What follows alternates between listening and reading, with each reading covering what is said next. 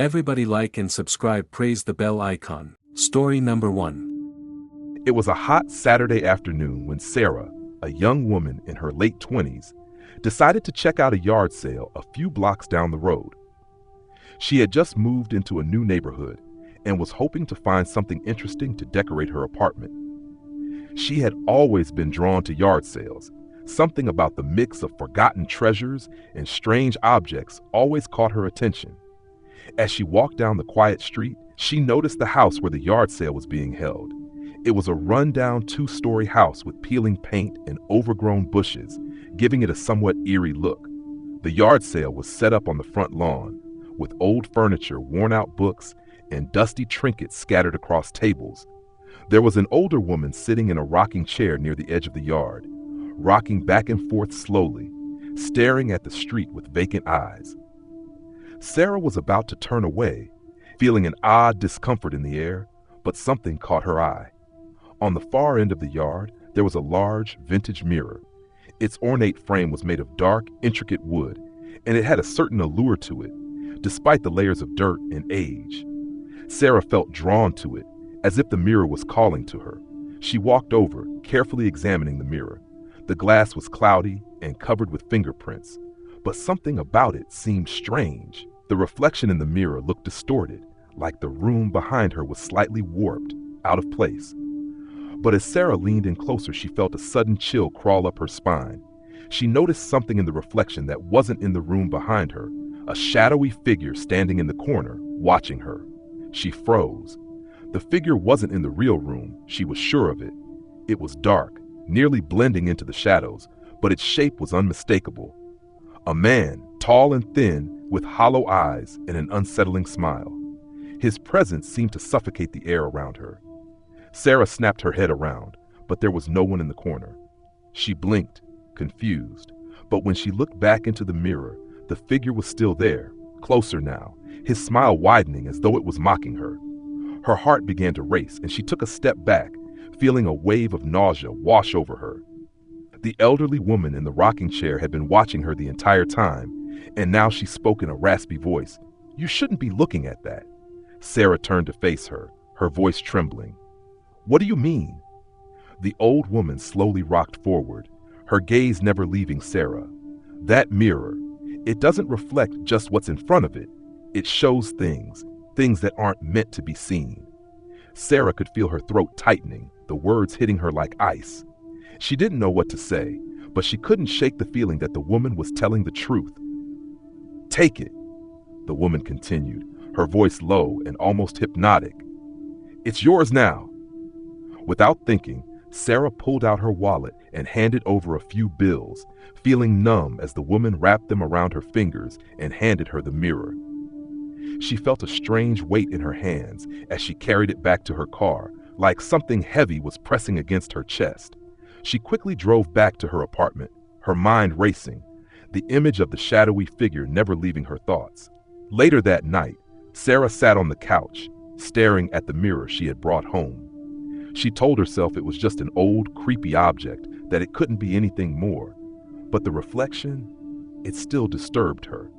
The shape of the room in the mirror was slightly wrong, and again, she could see that figure standing in the corner.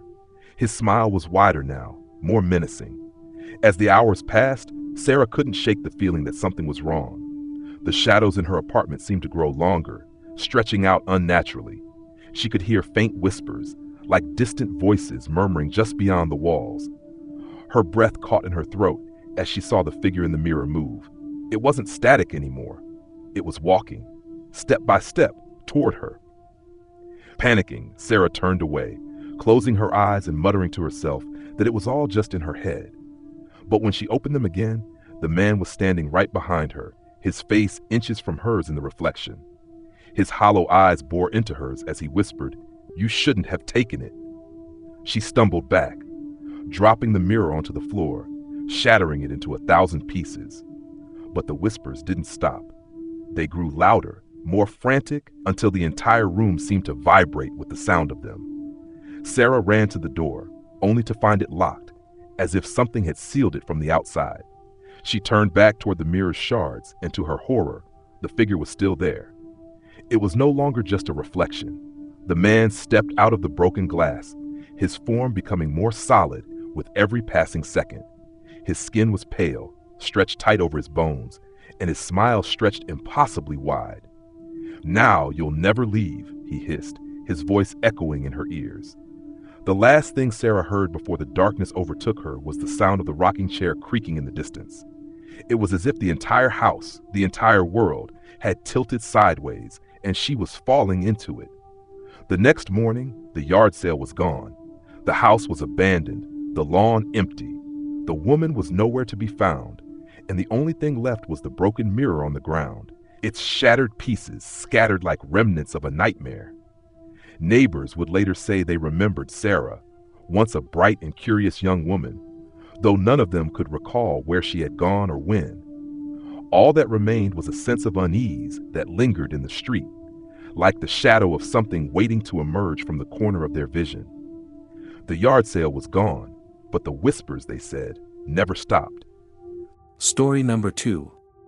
On a quiet street nestled on the edge of town, there was an old, seemingly abandoned house that had stood there for years.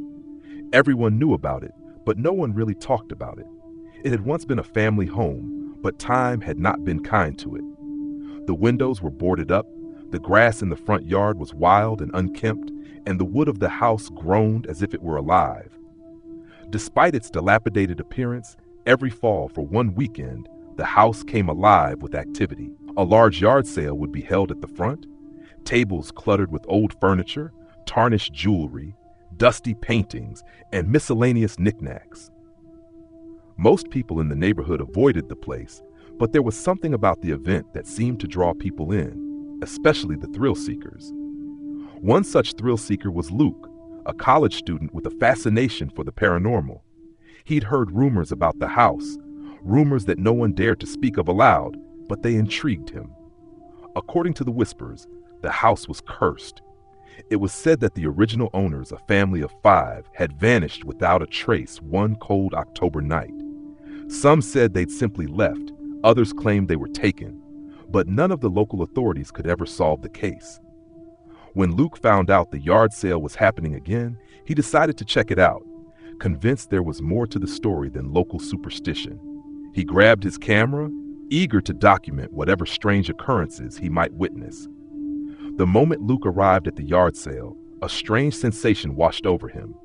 The air was thick, almost suffocating, and the usual sounds of birds and cars seemed distant, as though the world was holding its breath. The front lawn was cluttered with old trinkets and furniture, and the smell of dust and mildew filled the air. An elderly man was sitting behind the table, his eyes hidden behind thick, round glasses. He didn't smile or greet Luke, but his presence was commanding, almost as if he was waiting for something, or someone. There was something unsettling about him, like he didn't belong in this time at all. Luke wandered through the sale, snapping pictures of anything that seemed strange or out of place.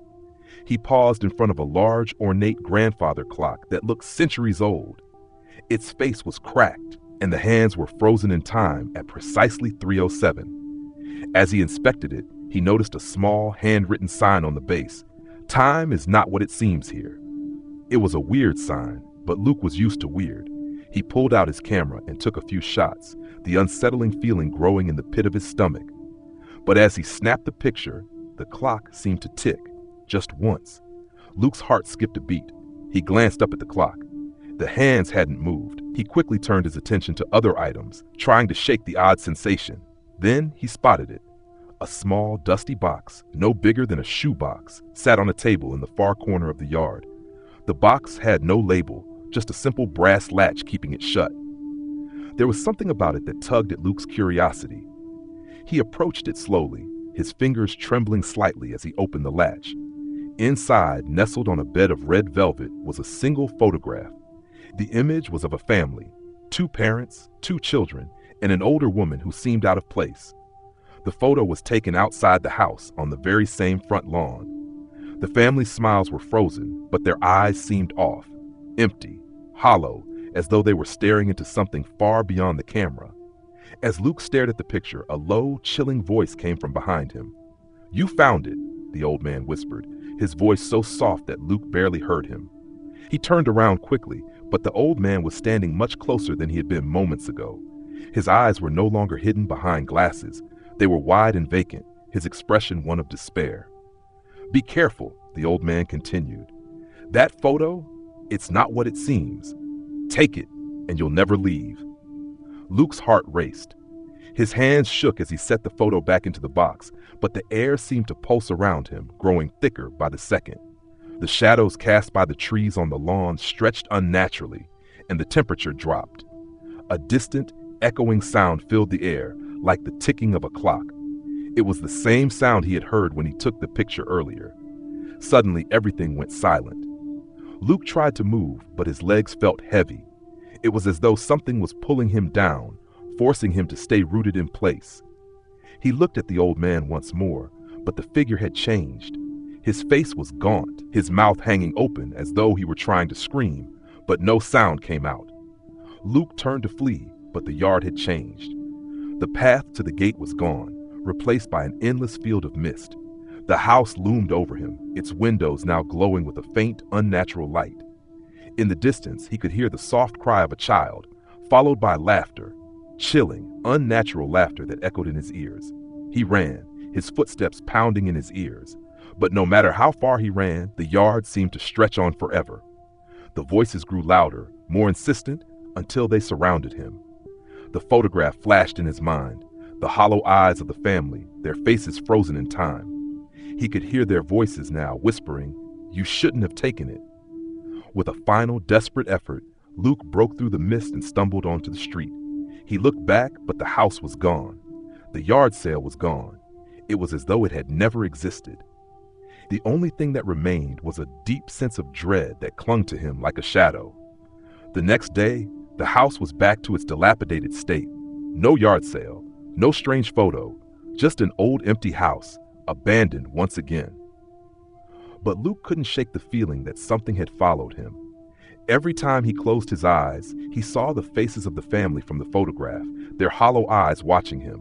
The ticking of the clock echoed in his mind, growing louder until he couldn't escape it.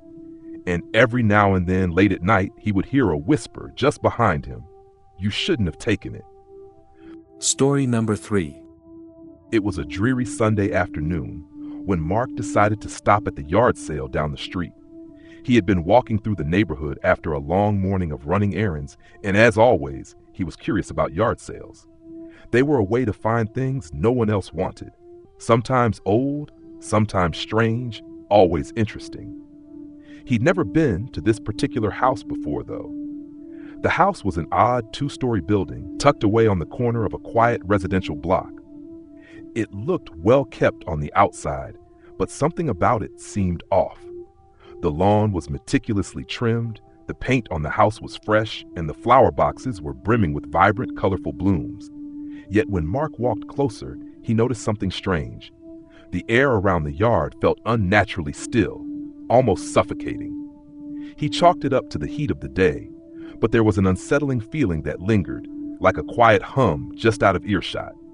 He could see the yard sale in full swing. There were old chairs, lamps, books, and various knickknacks laid out on blankets and tables, all sun-faded and weathered. What caught Mark's eye, however, was a large antique armoire standing off to the side, almost as if it had been purposely set apart from everything else. It was a dark wood, intricately carved, and had a strange allure that made Mark feel both drawn to and repelled by it. The old woman running the yard sale caught his gaze. She was standing near the armoire, her hands folded neatly in front of her. Her face was lined with age, her gray hair pinned back in a tight bun. There was something peculiar about her. Her eyes were unsettlingly bright, too bright, like they saw things no one else could. "Looking for something in particular?" she asked, her voice sharp and raspy. Her eyes never left him. Mark, slightly uncomfortable under her gaze, stammered, "Just browsing? I've never seen anything like this armoire before." The woman's lips curled into a faint smile. "Ah, that old thing. It's special, very special. I've had it for a long time. Not many are brave enough to take it home." Mark chuckled, thinking she was just trying to make a sale. "Why's that?" She leaned in slightly, her eyes narrowing. "Because it's not just a piece of furniture. It's been passed down through generations. There are things inside it, things people would prefer to forget, but it keeps them locked away. For a price, you can take it home with you. Mark wasn't sure if she was serious or just playing along for the sake of an interesting sale pitch, but there was something in her tone, a certain gravity, that made him pause. "How much are you asking for it?" "Not much," she replied, "but it's not just the price. It's about the responsibility of owning it. You see, the armoire takes something from you once it's in your possession. It's always been that way." Her words were cryptic, almost unsettling, but Mark wasn't going to fall for some old woman's eerie warning. "I'm just looking for something to put my clothes in," he said with a smile. "I'll take it." The woman's eyes lingered on him for a long moment, her gaze almost unreadable. She finally nodded and helped him load the armoire into his car, but as he drove away, he couldn't shake the feeling that he'd made a mistake. That night, Mark set the armoire in the corner of his bedroom. It was far heavier than it looked, and the carved wood seemed almost alive in the dim light. He admired its craftsmanship, detailed floral patterns, curving lines that spiraled and intertwined. It looked beautiful, but something about it made the hairs on the back of his neck stand up. He decided to open it to see what secrets the woman had hinted at. As he pulled open the heavy doors, a wave of cold air hit him, as if the armoire had been sealed shut for years. Inside there was nothing but a mirror, large and framed in the same dark wood as the cabinet. The glass was cracked, but the shards didn't seem to distort the reflection. In fact, as he stared into the mirror, Mark felt something stir in his gut, a strange, uneasy feeling that made his heart skip a beat. He stepped back quickly, shaking it off. "It's just an old mirror," he muttered, trying to rationalize it. But then something happened. The reflection in the mirror shifted just slightly. It was subtle, so subtle he wasn't sure if he was imagining it. But it looked like another face. A pale, blurry figure had appeared behind him. It was gone in a flash, but the feeling of being watched didn't leave. Mark closed the armoire doors and went to bed, but he couldn't sleep. He tossed and turned, the image of the strange face in the mirror replaying in his mind. He eventually fell into a fitful sleep, but when he woke up the next morning, things were different. The air in his room felt even heavier, like a weight had settled on his chest. As he sat up in bed, he noticed the armoire was slightly open, just a crack. He hadn't left it like that the night before. He cautiously approached it, his hands trembling as he reached for the doors. When he opened them, the reflection in the mirror was no longer just a mirror, it was a doorway. The same pale figure from last night stood in the reflection, but now it was clearer, more defined. The figure's eyes were wide open, unblinking, staring directly at him. Mark slammed the door shut and backed away, his breath coming in shallow gasps. This wasn't normal. The mirror, the face, it wasn't just some old antique. Something was wrong with that armoire. Suddenly, a loud knock at his door made him jump. He rushed to answer it, but when he opened the door, there was no one there, only a small package on the doorstep. He bent down and picked it up. There was no return address, just a single word written on the front: "Run." His hands shaking, he tore open the package. Inside was a small, worn piece of paper with a single sentence written in ink. "The armoire belongs to you now. It will never let you go." The weight of it hit him all at once. His mind raced, but his body froze as he slowly turned to face the armoire. The doors creaked open on their own, revealing nothing but the mirror again. But this time, the figure wasn't in the reflection. It was standing right behind him. Mark never saw what happened next. His neighbors reported hearing loud, panicked noises coming from his apartment, but when they arrived, the door was locked and no one answered. When they finally got inside, the armoire was gone. The room was empty, except for a small pile of dust in the shape of a human figure. No one ever saw Mark again. The yard sale was never held again either, and the old woman, along with the house, seemed to disappear without a trace. But every now and then, on certain quiet nights, a faint knocking sound can be heard coming from a random house in the neighborhood, and if you look closely, you might spot the faint outline of a tall, dark armoire standing in a window, waiting for its next owner.